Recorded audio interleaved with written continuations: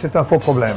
Le problème n'est pas de se dire « Ah, en 2008, fallait-il renflouer les banques ou pas les renflouer ». Le problème est quelle est la structure qui est stable à long terme.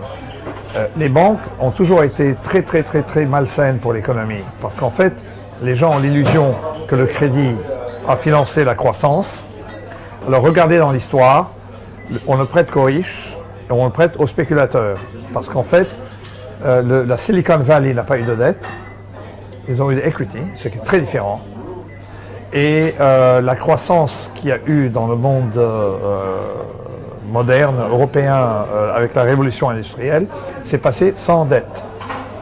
Donc la dette est venue en général pour aider les pays à faire de la guerre entre eux, acheter des armes, faire la guerre entre eux, et évidemment prêter à des gens pour faire le subprime, c'est ça. Donc, il y a et les jobs des banques, traditionnellement, étaient la lettre de crédit et les petits financements qui ne sont pas spéculatifs, hein, pour mettre de l'huile dans le mécanisme. Et donc, les gens ont mal compris la dette. Et le problème de la dette, c'est elle fragilise énormément. Et on l'a compris depuis Babylone. Et ça revient, Babylone, l'Ancien Testament. Ça revient chez les Romains,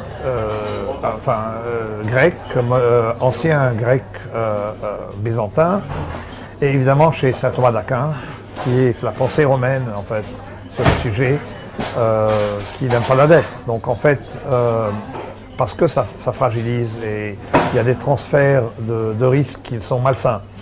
Donc, et maintenant, nous vivons un monde où les gens font passer sur les générations futures, sur l'inflation, les erreurs des gens qui ne payent pas le prix pour ça. Ça ne se passe pas comme ça normalement. Donc, c'est pas la question de renflouer les banques ou pas renflouer les banques. Il fallait à ce moment-là dire on a un cancer.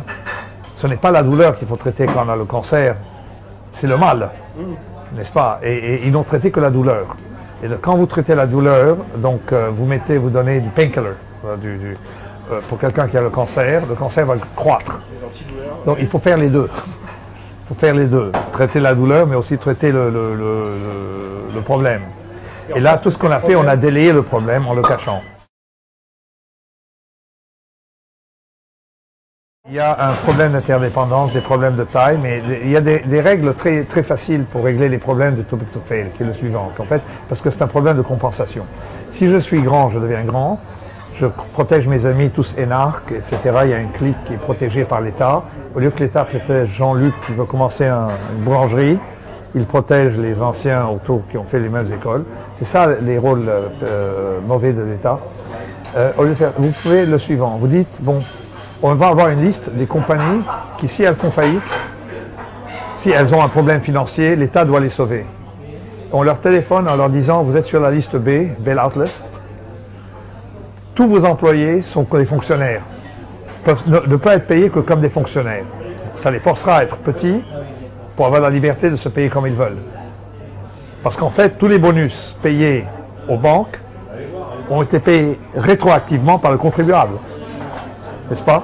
Alors vous avez cette liste, et c'est des petites heuristiques qui résolvent ces problèmes-là. Le deuxième problème, c'est le problème que j'appelle skin in the game en anglais, avoir la peau dans le jeu. C'est que personne ne peut avoir des compensations sans avoir pris des risques personnels, des compensations très grandes. Voilà le problème. Parce qu'en fait, il y a des asymétries horribles dedans. C'est toujours ce genre de choses, c'est que vous êtes en train de renflouer la Société Générale pour les encourager à faire encore plus d'autres erreurs, alors qu'en fait, à chaque dollar, à chaque euro que vous dépensez, c'est un euro que vous avez enlevé à Jean-Luc qui commence une boulangerie. Vous voyez, bon, parce que les renflouements, vous ne les avez pas fait, vous appelez sauvetage, c'est pas sauvetage, c'est des renflouements de gens riches. Vous avez oublié que les coiffeurs aux États-Unis n'ont pas été renfloués, et c'est eux qui ont perdu le plus de revenus. Parce que les coiffeurs, ils sont en train de fermer. Pourquoi? Parce que les gens qui coupent là-bas, leurs dépenses coupent les fréquences de leur... Des petites choses comme ça. C'est en fait, c'est l'État, il y a ce qu'on cache, ce qui est caché. Tout comme on a servi ce risque, on a caché un autre risque. Donc c'est une même façon de penser, bien que les gens qui supportent qui utilisent Frédéric Bastiat comme inspiration peuvent être d'extrême droite ou de droite, alors que moi je ne suis pas de droite.